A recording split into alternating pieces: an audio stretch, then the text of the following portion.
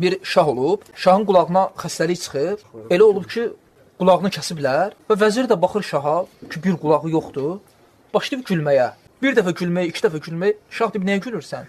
Deyib, belə baxıram, bir qulağın yoxdur, gülməli gəlir. Əmrləyib vəzirin qulağını kəssinlər ki, heç onsa mənə baxanda gülməsin. Kəsirlər və bir gün şah ölür, vəzir onun yerinə gəlir. İndi vəzir vaxtı ilə şaha gülüb axı. Bilindi, cəmaat buna güləcək, özü tay qulaqdır. Əmrləyir bütün şəhərdə, bütün ölkədəki insanların qulaqlarını kəssinlər, bir qulağını. Hətta adət olur, təzə doğulan uşaqların bir qulağını kəsirlər.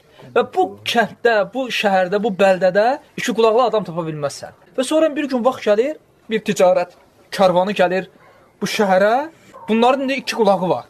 Bütün kənd, şəhər baxır bu cəmaata gülürlər. Bunlar da deyir, nəyə gülürsünüz? Deyirsizlə, baxdıq ki, iki qulağımız var, ona gülürük.